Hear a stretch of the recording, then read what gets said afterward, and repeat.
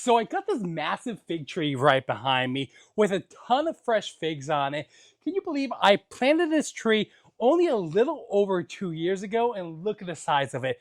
So in this video, I'm going to harvest some of these figs and show you how to make a homemade fig jam using simple ingredients and obviously fresh figs. So let's garden on. So I'm sure you're wondering what kind of fig tree this is. This is a Celest fig. It grows really well in my growing zone, which is 9B here in Houston, Texas.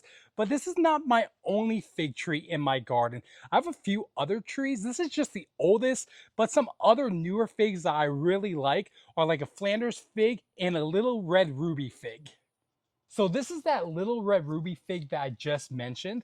So this is still a young tree. There's only one fig left on it, so I'm gonna go ahead and harvest it. But I had a few figs on it. I just harvested and ate them already. But it looks like there's one ripe fig left on it. So I'll go ahead and harvest that for this video right now. See, it has this purplish reddish color, which is a really good tasting fig. And the inside is like a red jam-like consistency. So we're going to throw this into that jam today too. Unfortunately, I don't have a harvest basket yet, so I'll probably get one soon. But for now, I'm just going to use this hat. But there's a few figs right here that I can go ahead and harvest. It's going to be a really good tasting jam. These Celest figs are pretty tasty. They have like a honey-like taste to them. Probably going to try to harvest at least a pound of them for this jam, but 2 pounds would be better. Some of these figs are way up high, so they're kind of hard to reach, but we'll see if I can get them. The birds have been getting a lot of these figs in the last couple of weeks, but there are a ton of figs on this tree.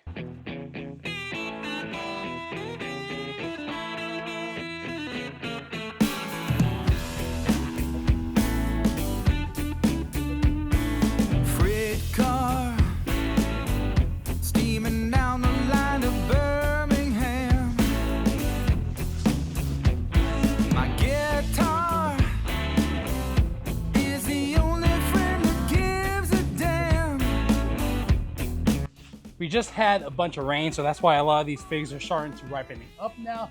But unfortunately, it also means that some of these figs are overripe, but most of them look like they're okay.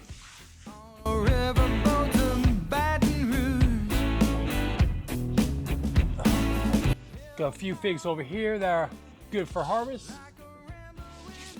A couple more that are no good that some kind of critter got, probably a bird or maybe a squirrel. Unfortunate, but good thing there's a ton of figs on this tree. Enough for me to make a jam out of. I see one way up top. Let's see if I can reach it.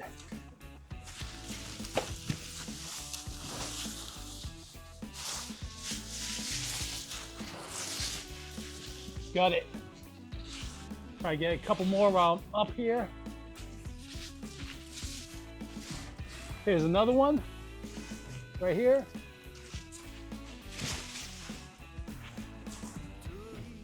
Here's all the figs we got so far. Probably about a little over a pound so far. And speaking of pounds, you know how much figs are per pound in my local grocery store? They're $7.99 a pound. To me, that's kind of expensive. So that's why having my own fig tree is super beneficial and can end up saving you a lot of money in the long run.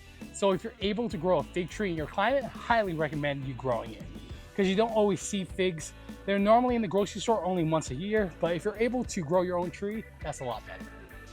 And while we're on the subject of fig trees, figs are also super easy to propagate. Here are a couple fig trees that I propagated from this tree behind me. I have a video that you can check out next so you can learn how to propagate your own fig trees by using a technique called air layering. All right, so I think that's all the ripe figs I have right now. So another tip I want to give you before we start making this homemade jam is that if you have a heavy rain, come out and check and see if you have any ripe figs, because figs, they ripen up really quickly after a heavy rain.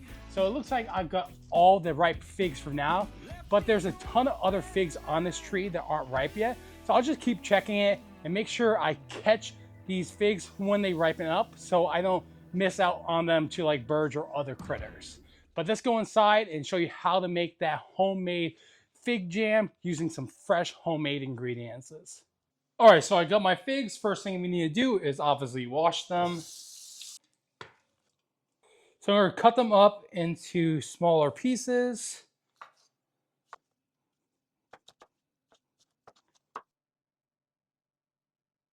So I got my medium saucepan.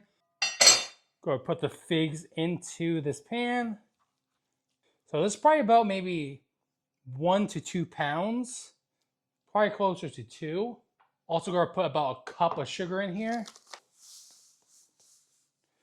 If you want it less sweet, you can add a half a cup. About that much sugar. Spread it in there. Also gonna add about a tablespoon of some fresh raw honey. So I'm gonna go ahead and put this on the stove and wash it carefully as I put it on a medium to low medium heat and keep stirring for around 10 minutes until it reaches a low boiling point. But we wanna make sure we don't burn this. So keep an eye on it and keep stirring. In the meantime, while I'm waiting for the fig and sugar mixture to come to that light boil, I'm going to get the zest of 1 lemon. I'm also going to use the juice of a half a lemon. So this is a really important step when you're making your jam because the lemon juice and the lemon zest is going to add pectin. So pectin is going to help thicken up your jam. It's also going to add texture, and the lemon juice and zest is also going to add some extra flavor, which is going to help balance out the sweetness with a little bit of acidity. A little bit goes a long way. So once you reach a low boil, you want to turn the heat down from a medium heat down to a low heat and let that simmer for around 20 to 30 minutes, but keep an eye on it and keep stirring it so you make sure you don't burn it by accident. All right, guys, so I've had the fig jam simmering at a low heat for around 30 minutes. Now I'm going to go ahead and turn the heat off. Let it get to room temperature. It's going to continue to thicken up as it starts to cool. I'm going to put it in a container. And since I'm going to eat it within 2 to 3 weeks, I'm not going to jar it, but you could jar it. But putting it in a container and then putting it in the fridge is good enough. But since I'm going to finish it within 2 to 3 weeks, there's no sense in jarring such a small amount of jam. That's why I'm just going to put it in a container and then put it in the fridge where I can enjoy it in the next 2 to 3 weeks. But if you guys found any information in this video helpful, please consider leaving a like and subscribing for more gardening videos. Till next time, I'll catch you on the flip side of the garden. Thanks for watching.